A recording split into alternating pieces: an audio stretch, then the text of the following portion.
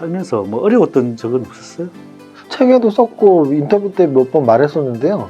저 경마에 한번 빠졌을 때가 가장 힘들었었던 것 같아요. 정말 내 정신이 피폐해지고 도박을 좀 좋아하는 이러다 죽을 수도 있겠다? 예. 그런 정도로. 사실은 근데 그게 자양분이 돼서 투자의 원칙 같은 거를 많이 이제 세우는데 도움은 됐고요. 학창 시절에 혹시 카드 이런 것 좀 해보세요? 좋아했죠.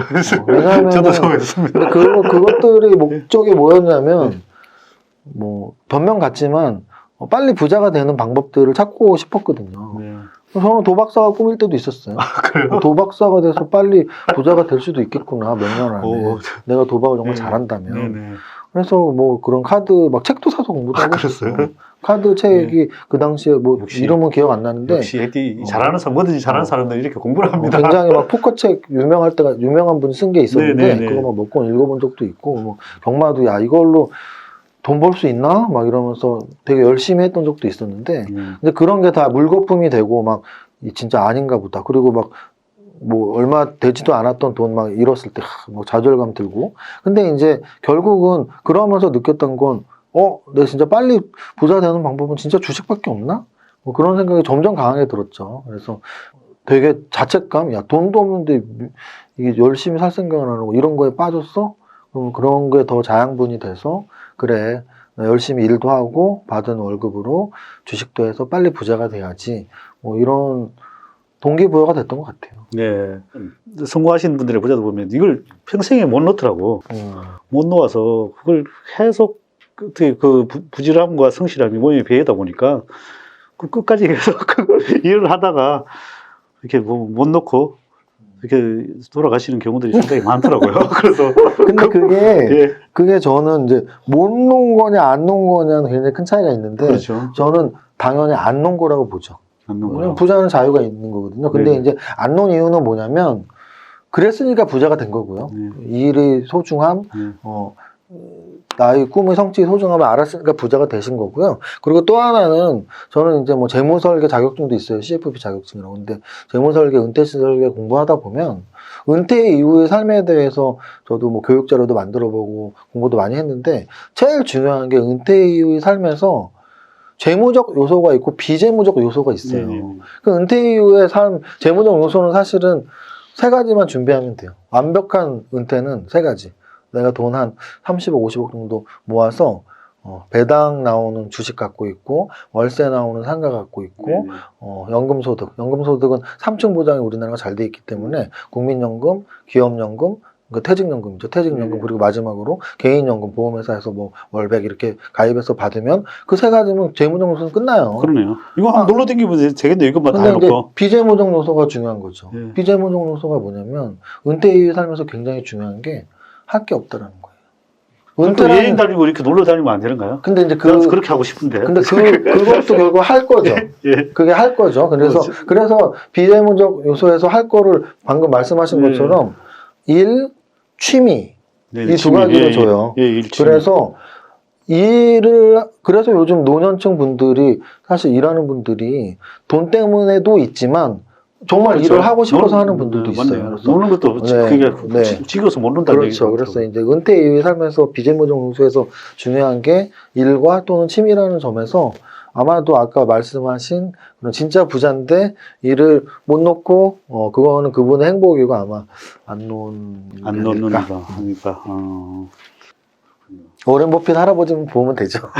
아니 세계에서 가장 존경받는 주식 투자자이고 늘 5위 안에 드는 부자인데 아직까지도 계속 일을 하시잖아요. 네네네. 그런 부자에 대한 뭐 기준이나 철학이 있으신가요?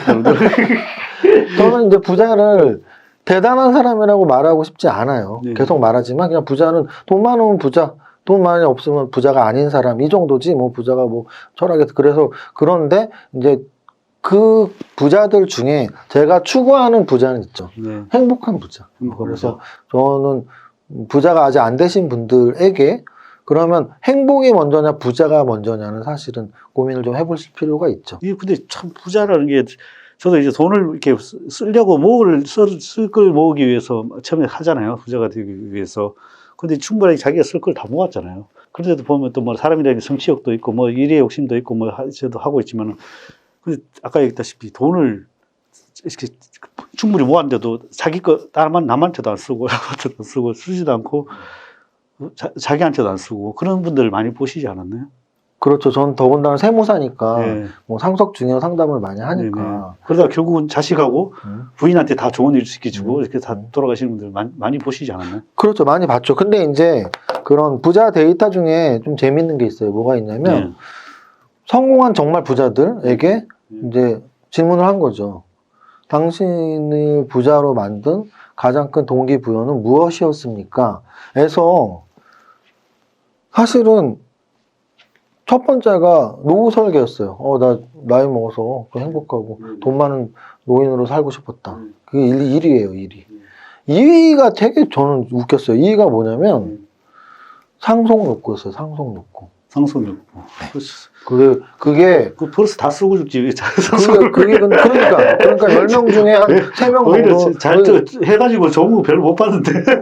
근데 이제 그게 어떻게 보면은 동물적 본능일 수도 있는 것 같아요. 네네네. 그래서 그렇게 어쨌든 부자들이 대답을 했으니까 저는 대표님처럼 저도 전혀 이해가 안 가고 웃었지만 어쨌든 10명 중에 한 3명 정도는 자식들한테 물려주려 열심히 모았어 뭐 이런 대답을 했다 하더라고요.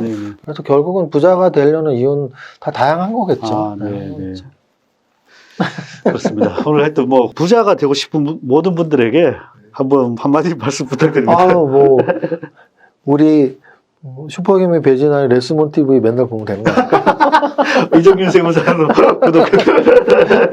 사실은 상징성으로 말씀드렸지만 제가 오늘 여기 출연해서 상징성으로 말씀드렸지만 무슨 뜻이냐면 두 가지 의미가 있습니다. 하나는 공부 열심히 하라는 뜻이에요. 뭐냐면 지금 여기 이 방송 보시는 분들 우리 배진아님 유튜브 보시는 분들 공부하려고 보시는 거잖아요. 네, 맞습니다. 그러니까 공부 열심히 하면은 부자 될 수 있다라는 뜻 하나랑 두 번째는 뭐냐면 그래도 잘 되신 분들, 성공하신 분들한테 분명히 얻는 팁이 있어요. 그래서 자기 이름 걸고 또 성공하신 분이 이런 방송을 하면 분명히 어떤 주식 쪽이든 어떤 철학 쪽이든 자본주의를 살아감에 있어서 분명히 먼저 부자가 되신 분한테 얻는 게 있으니까 부자가 되고 싶다면 그런 말 있잖아요. 부자 옆에 있어라. 네, 맞습니다.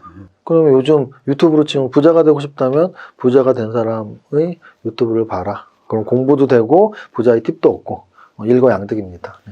감사합니다. 오늘.